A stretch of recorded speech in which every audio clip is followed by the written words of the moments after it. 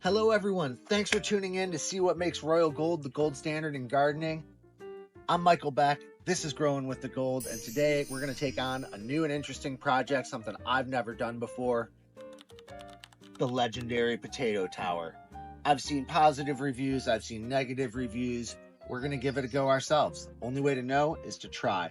So we're going to do all these different varieties. We have 4 varieties of potatoes. I've been doing a lot of reading, and they say the indeterminate varieties are better. What we have is all determinate. We have plenty of potato seeds, so we're just going to use what we have. It may or may not work well. You'll see in the end if you tune into Growing with the Gold as we keep rolling through the season.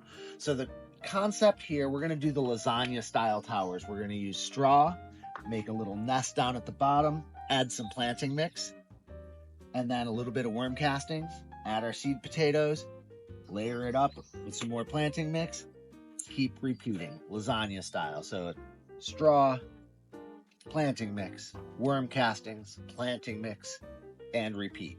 So check it out, watch as we go. We're going to go ahead and put these potatoes in on the very outside, because the goal is to have them go out through the edges of the fence to access sunlight, grow strong, and also grow out the top. So our hope is at the end we'll have a giant cylinder of green potato plant. We'll be able to flip these over, dump out the medium, and sort out, harvest our potatoes at the end of the season.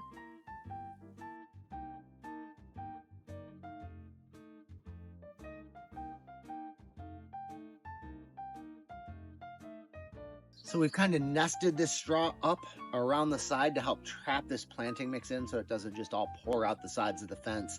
As we go, we'll kind of wrap each layer of the lasagna with that straw to just trap it all in. It's great mulch, it traps moisture, it's going to help the overall plant growth anyway. It's just a good technique to keep things tight.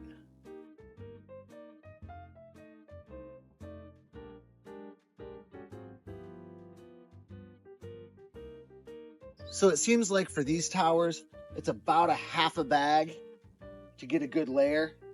We'll kind of gauge it as we go, but we got about a half a bag. We'll get that earthworm castings in as well, and then we'll get that other half a bag. So this will probably be 4 or 5 bags high. If you have tips or tricks, if you've tried this at home, had successes or failures, jump in the comments. Let us know how you did. What helped you? What hurt you? How can we help other people do better than we are today? Thanks for checking in.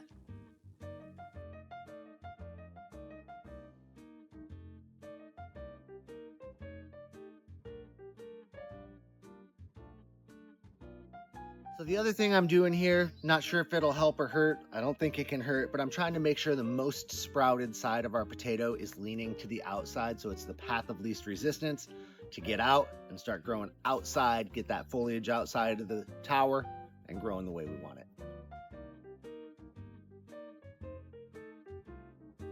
So you can see we went with a much lighter layer of the worm castings. We're really just trying to get that extra biology, a little bit of extra nutrient to get these roots going the way we want them to make sure that that biology is there to help liberate the nutrients in the soil to get those plants a fast and effective start.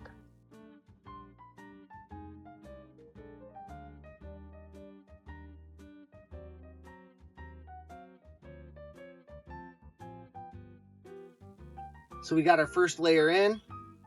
We're gonna just keep going.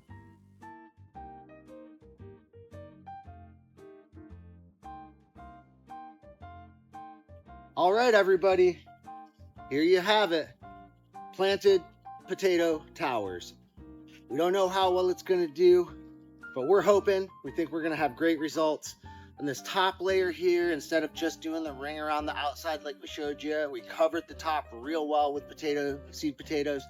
And we got them labeled. We're gonna top these off with a little bit of straw just to kind of seal everything in together, give them one last little drink of water, and hope for the best. We'll keep you updated throughout the season as we start to see plants popping out, and especially when we get to harvest. Thanks for checking in to see how Royal Gold is the gold standard in gardening and joining us on another Growing with the Gold.